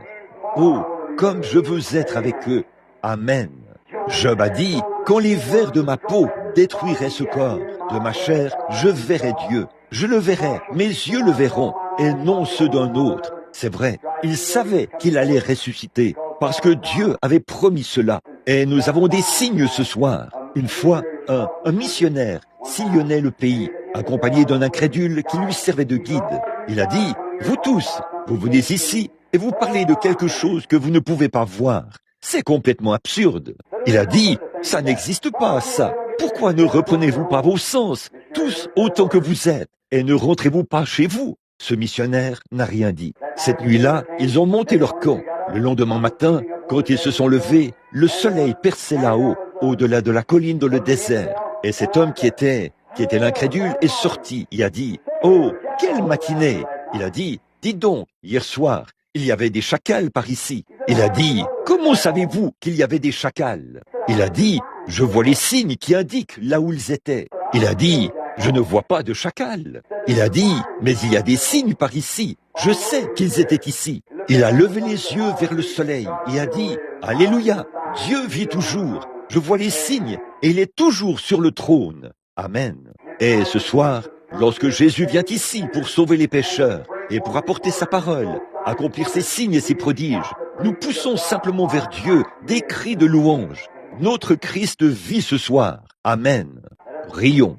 Père Céleste, le grand moment stratégique est maintenant proche. Le temps est proche où j'ai rendu témoignage à ton sujet de tout mon cœur. J'ai essayé de tout mon cœur de corriger, puis d'exalter le royaume de Dieu et de faire tomber les jugements sur les gens. Et ils se sont repentis, Seigneur.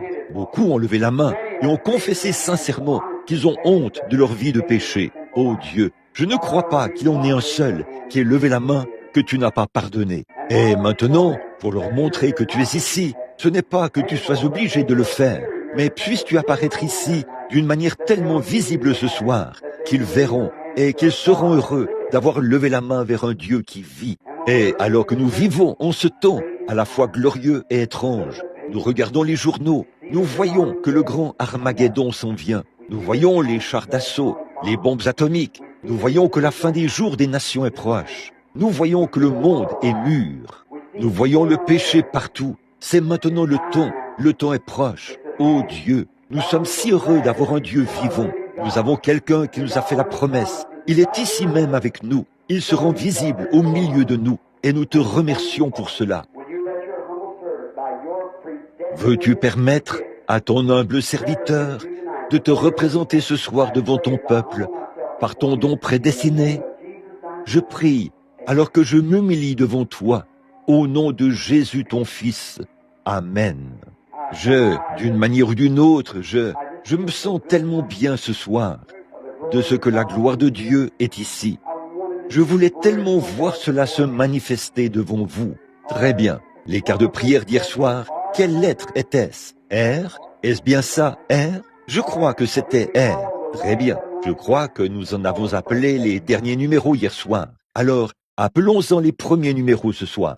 Très bien. Quelqu'un... Bon, si vous n'êtes pas ici, nous allons voir d'abord. Il se peut qu'il ne soit pas revenu ce soir. Quelqu'un a-t-il R numéro 1? Regardez votre carte de prière. Oui, c'est bon alors. Très bien. Avancez par ici, madame. R numéro 2. Numéro 3. Numéro 4. Numéro 5. Numéro 6. Numéro 7. Numéro 8, 9, 10, 11, 12.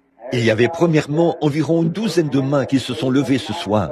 Parfois, je fais cela. J'appelle le nombre de personnes qui ont été sauvées ce soir-là. J'appelle ce même nombre de personnes sur l'estrade. J'essaye de faire cela, si je le peux, appeler autant de personnes que celles qui ont été sauvées, en demandant à Dieu de m'accorder la grâce. Vous dites, « Oh, j'observe cela. Je présente certaines choses à Dieu. Je dis, eh bien Seigneur, si tu sauves 50 personnes ce soir, j'en appellerai 50. Et donne-moi la force pour 50 personnes. Et si tu sauves tant de gens, eh bien, donne-moi la force pour tant de gens. Et eh bien, d'habitude, j'appelle ce nombre. Et j'estimais qu'il y avait une douzaine de mains qui se sont levées vers le Seigneur. Pour m'assurer de ne pas avoir dépassé, voyons un peu. Quel est le dernier numéro que j'ai appelé? 13, 14 et 15. Que R 12, 13, 14 et 15 s'avancent, et ça fera un nombre pair. Et j'ai peut-être vu quelqu'un à l'extérieur. Je veux être sûr que j'étais honnête avec le Seigneur. Maintenant, ne l'aimez-vous pas? N'est-il pas merveilleux? Maintenant, écoutez mes amis, pendant que les huissiers sont là, en bas. S'il vous plaît, les frères, si vous le voulez bien, descendez, mettez les gens en ligne pour qu'ils s'avancent selon leur numéro. Maintenant, pendant qu'ils le font, combien n'ont pas de carte de prière et veulent que Jésus les guérisse? Levez la main. Que Dieu vous bénisse. Que Dieu te bénisse, mon chéri. Que Dieu vous bénisse. Vous tous, partout. C'est bien. Eh bien, vous n'avez pas besoin d'avoir une carte de prière. Tout ce qu'il vous faut avoir, c'est la foi. Pas vrai? Vous devez avoir la foi. C'est tout. Dieu n'a jamais dit quiconque a une carte de prière. Il a dit quiconque a la foi. Quiconque croit. Pas vrai? La carte de prière n'a rien à y voir. La carte de prière, c'est simplement pour prier pour les malades. Maintenant, combien croient que les dons et les appels sont sans repentir? La Bible dit, Dieu a placé dans l'Église Dieu. Maintenant, écoutez, petits enfants, je vais maintenant vous donner un petit avertissement ici, à Shreveport. Faites très attention dans les jours à venir.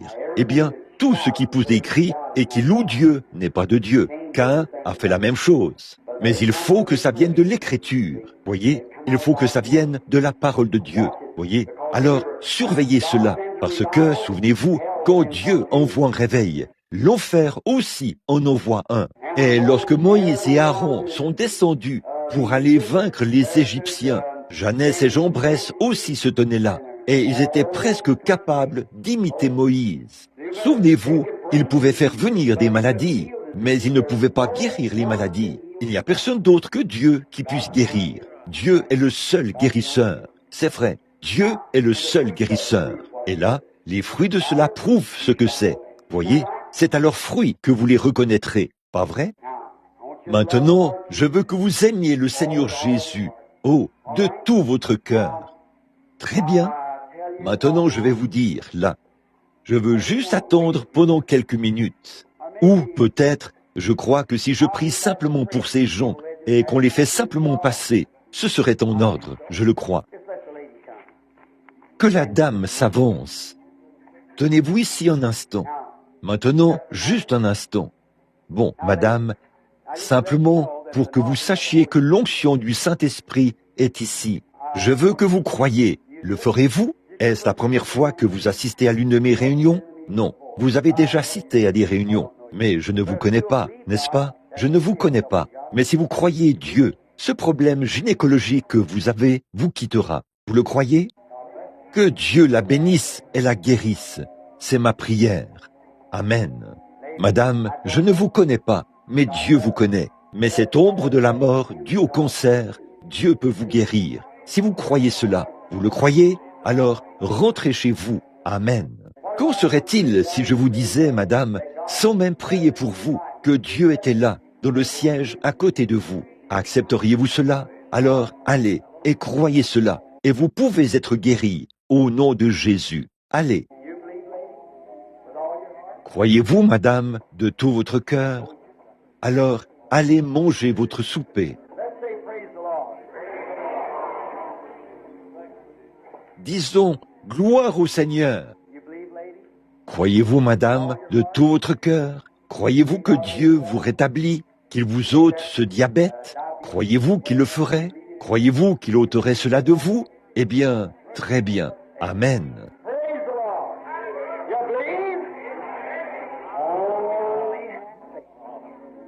Gloire au Seigneur. Vous croyez tous? Ayez simplement la foi.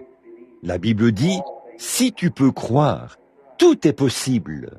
Bonsoir, madame. Je ne vous connais pas, n'est-ce pas? Vous croyez que je suis son serviteur, le serviteur de Dieu? Croyez-vous que, comme nous sommes des inconnus l'un pour l'autre, pensez-vous que Dieu pourrait me révéler quel est votre problème? Vous croyez qu'il le pourrait? Vous le croyez? Accepteriez-vous que ça vient de Dieu? Croiriez-vous que ça vient de Dieu? Très bien. Est-ce que tous les autres croiront cela? Un homme a dit, prenons le cas de notre Seigneur Jésus, juste un instant, prenons le cas de notre Seigneur Jésus. Voici qu'il était assis près d'un puits, et une femme est arrivée. Voici, vous êtes le même cas ce soir. Voyez, non pas que ce soit, disons, exactement la même chose. Je suis très loin. Je ne suis qu'un serviteur du Seigneur Jésus. Et vous, je ne dis pas que vous seriez une femme de mauvaise vie comme elle, mais c'est de nouveau un homme et une femme. Et Christ a dit qu'il serait avec nous jusqu'à la fin du monde. Et s'il l'est, ce serait un signe pour les gens qu'ils n'ont pas à s'inquiéter. Le Christ même qui a fait cette déclaration est ici. Pas vrai? Croirez-vous cela, vous qui êtes dans l'auditoire? Si le Seigneur me révèle quelque chose au sujet de cette femme-ci, disons peut-être au-delà de son problème, est-ce que vous l'accepteriez alors? Le croiriez-vous de tout votre cœur? Alors, regardez-moi, sœur. Maintenant, ceci, c'est un don. C'est juste un don de Dieu. Je n'ai aucun moyen de vous connaître. Je ne sais rien sur vous. Mais regardez-moi juste un instant et croyons simplement pendant que je vous parle. Voyez? Très bien. Maintenant, oui, vous êtes mourante. C'est vrai. Parce que vous avez un cancer. Non seulement un cancer, mais des cancers.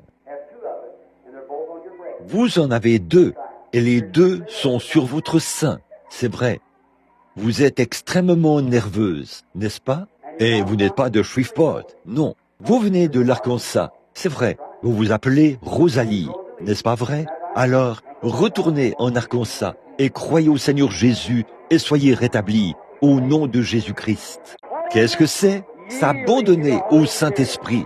Abandonnons-nous tout simplement à lui ce soir. Oh, il est ici. Abandonnez-vous.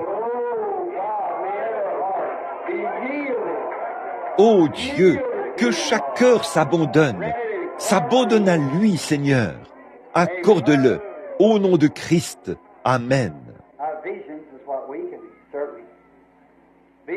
Eh bien, ce sont les visions qui affaiblissent, certainement. Les visions ne guérissent pas. Les visions ne font que confirmer Dieu. Amen. Et sa bonté. Vous croyez que Dieu vous guérit de ce problème de vésicule biliaire? Vous, la dame qui est assise là? Vous croyez qu'il vous rétablira? Si vous le croyez de tout votre cœur, vous obtiendrez ce que vous avez demandé. Si vous croyez cela, Amen. Voyez, je doute que la dame... Avez-vous une carte de prière, madame? Pas de carte de prière? Avez-vous une carte de prière? Vous n'avez pas de carte de prière, n'est-ce pas? Oui, vous avez une carte de prière. Très bien. Eh bien, vous n'en aurez plus besoin maintenant. Très bien. Vous n'en aurez plus besoin maintenant. C'est votre foi qui l'a touché. Si tu peux croire, madame, la deuxième dame, à partir du bout de la rangée, là, la dame âgée qui porte des lunettes et qui regarde par ici, Vous souffrez d'hypotension. Vous croyez que Jésus-Christ va vous guérir, sœur? Vous qui êtes assise là, sur un coussin rose, qui me regardez, vêtue d'une robe à pois. Vous qui êtes assise là, à regarder en haut, oui, vous qui êtes là, vous croyez que Jésus-Christ vous rétablira? Vous, levez la main si vous croyez cela. Très bien. Alors, acceptez-le. Amen. Voyez-vous combien la foi est inconsciente? Cette femme était assise là, tellement plongée dans les pensées de son cœur, qu'elle ne m'a même pas entendu lui parler. C'est vrai, mais voyez-vous, Dieu lui a parlé. Amen. Si ce n'est pas là Jésus-Christ, le même hier, aujourd'hui et éternellement, ce n'est pas, c'est la Bible. Amen. Si tu peux croire, tout est possible. Nous sommes des inconnus l'un pour l'autre, madame. Eh bien, vous avez l'air d'une personne en très bonne santé.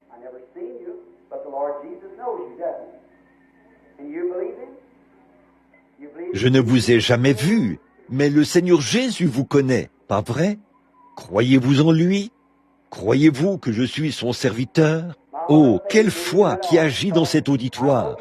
Alors, j'espère que vous pourrez continuer ainsi. Vous êtes extrêmement nerveuse, parce que vous souffrez d'un problème au côlon. C'est vrai, c'est une tumeur qui se trouve dans votre côlon. C'est vrai, n'est-ce pas vrai? Vous avez aussi des problèmes avec votre estomac. On appelle ça simplement des problèmes d'estomac. C'est vrai, n'est-ce pas? Je ne lis pas dans vos pensées, mais c'est ce que le médecin a dit, et c'est ce qu'il en est. Alors, croyez-vous que vous allez être guéri maintenant? Très bien. Alors, continuez votre chemin. Au nom de Jésus-Christ, que Dieu vous guérisse. Amen. Le croyez-vous? Ne doutez pas. Ayez la foi. Bonsoir. Sommes-nous des inconnus l'un pour l'autre? Nous le sommes. Je ne vous connais pas. Vous ne me connaissez pas. Je ne sais rien de ce qui ne va pas chez vous. Vous le savez. Je n'en sais rien. En fait, il n'y a rien. La seule raison pour laquelle vous êtes ici, c'est que vous êtes ici pour quelqu'un d'autre. Votre frère. Il n'est pas ici. Il est au nord-ouest d'ici, dans un endroit appelé l'Oklahoma. C'est un alcoolique. Et vous voulez que je prie pour lui. Très bien. Continuez votre chemin. Seigneur Jésus, sauve cet homme au nom de Jésus-Christ. Alléluia. Ayez foi en Dieu. Bonsoir. Nous sommes des inconnus l'un pour l'autre. Je ne vous connais pas, vous ne me connaissez pas. Dieu nous connaît tous les deux. Vous êtes ici pour que je prie pour vous. Vous avez une tumeur à l'œil gauche. On ne peut pas la voir en ce moment, mais elle est là de toute façon. N'est-ce pas vrai? Vous avez un cancer de la peau au visage. N'est-ce pas vrai? Vous voulez qu'on prie pour vous. Est-ce la vérité? Alors, venez ici et je le ferai. Oh Dieu, au nom de Jésus, je te prie d'ôter cette maladie. Je la maudis au nom de Jésus. Sors d'elle au nom du Seigneur Dieu. Que Dieu vous bénisse, sœur. Ayez foi en Dieu. Tout est possible à ceux qui croient. Si tu peux croire cela, dit la Bible, tout est possible. Croyez-vous cela? Amen. Je vois deux petits enfants qui se tiennent là, ici, à l'intérieur. Leur mère est avec eux. Tous les deux ont une sinusite. Très bien. Vous croyez que le Seigneur Jésus rétablira ses enfants? Si vous le pouvez, si vous avez la foi et que vous croyez Dieu, Dieu le fera. Deux petits, un garçon et une petite fille. Ayez la foi maintenant et Dieu vous l'accordera. Très bien. Allez-vous croire, petite sœur, de tout votre cœur que Jésus-Christ est le Fils de Dieu? Oui. Je vous suis inconnu. Je ne vous connais pas. Je ne vous ai jamais vu. Vous faisiez partie de la chorale, mais je ne vous connaissais pas. C'est vrai. Vous êtes nerveuse, n'est-ce pas? Croyez-vous que Dieu vous rétablira? Croyez-vous qu'il vous guérira? L'autre chose, c'est le désir que vous avez dans votre cœur pour quelqu'un d'autre. C'est vrai. Une femme qui habite quelque part de l'autre côté de la rivière, à Bossier, elle souffre d'arthrite et de rhumatisme. Pas vrai? Vous croyez que je suis le serviteur de Dieu? Très bien. Alors allez et recevez ce que vous avez demandé au nom du Seigneur Jésus. Amen. Dieu peut contourner cette opération, enlever la tumeur tout de suite, sans même passer par une opération, et vous rétablir. Vous le croyez? Très bien. Alors recevez cela au nom de Christ. Amen. Je défie l'auditoire de croire. Je défie tout le monde de croire au nom de Jésus-Christ. Regardez par ici. Ne me regardez pas moi, mais regardez-le, lui. Il est ressuscité des morts. Croyez-vous cela?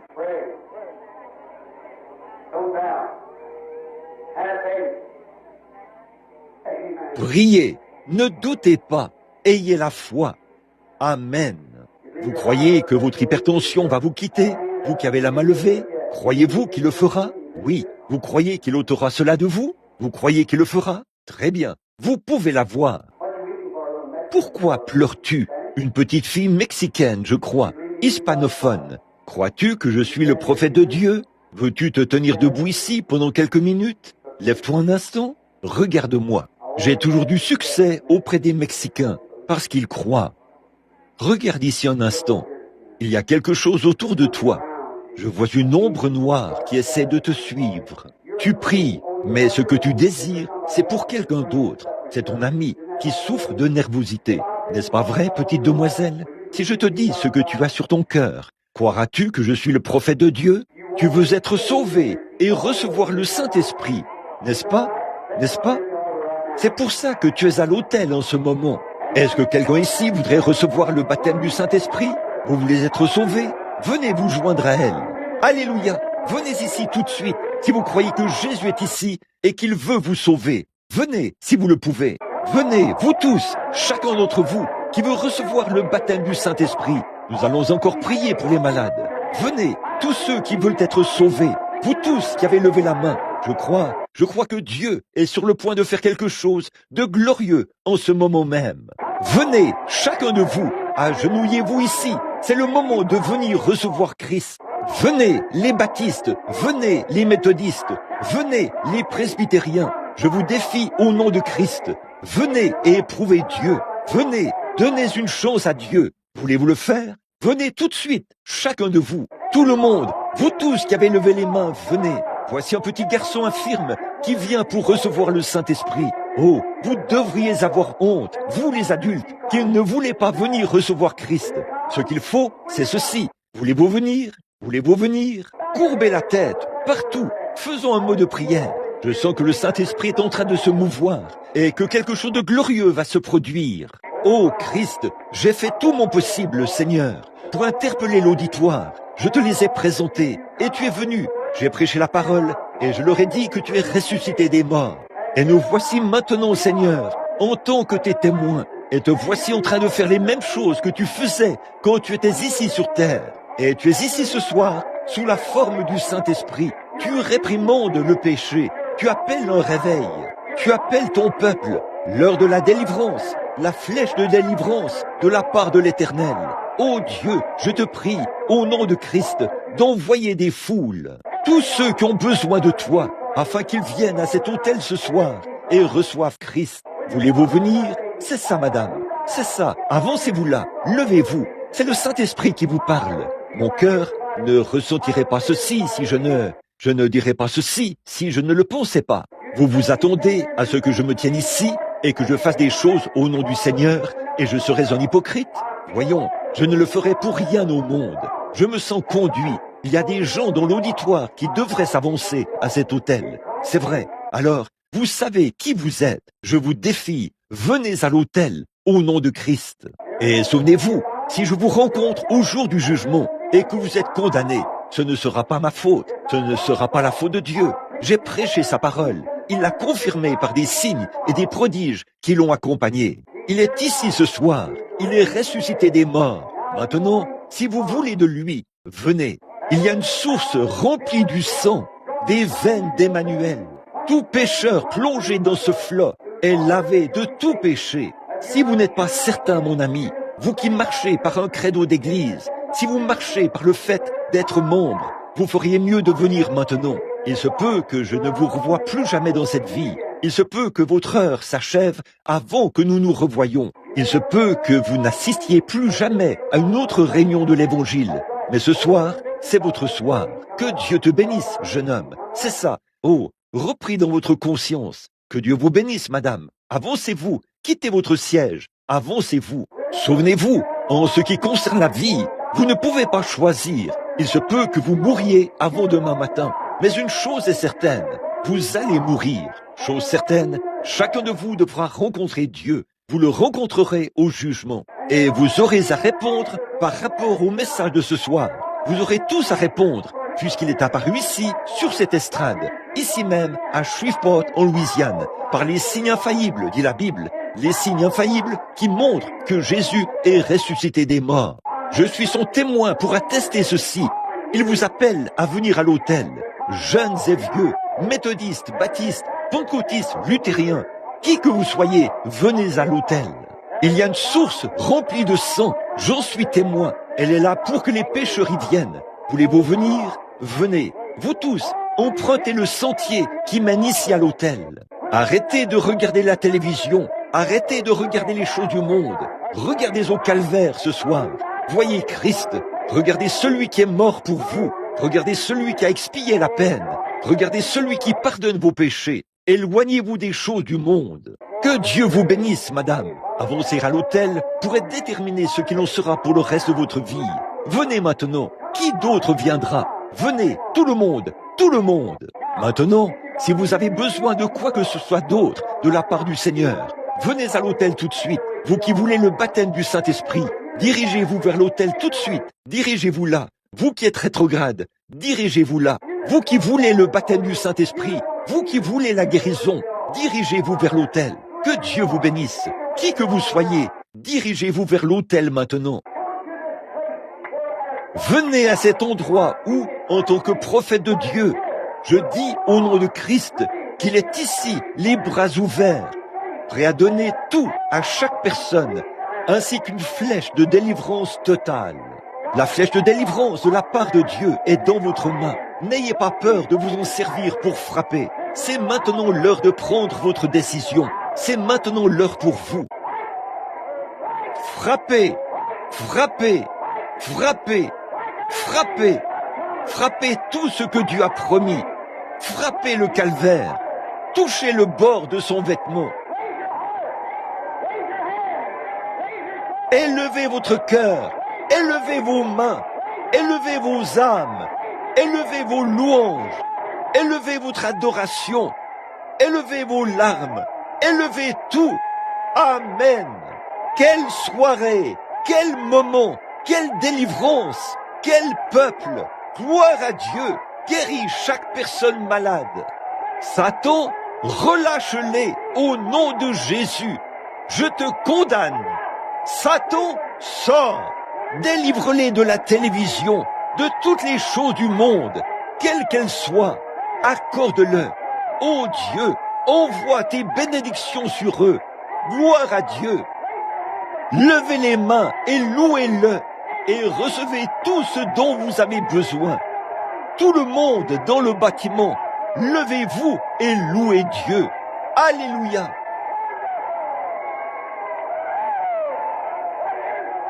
Merveilleux.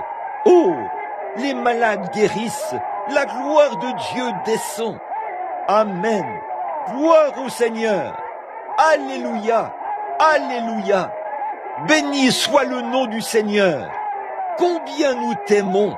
Combien nous te louons. Combien nous t'adorons. Comme c'est merveilleux.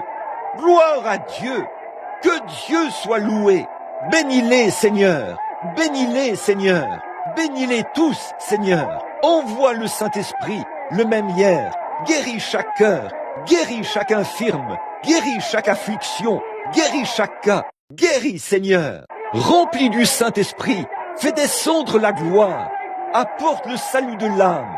Ô Dieu, au nom de Christ, je te prie de tout mon cœur, de toute ma force, de m'exaucer. Nous te remercions et nous t'adorons.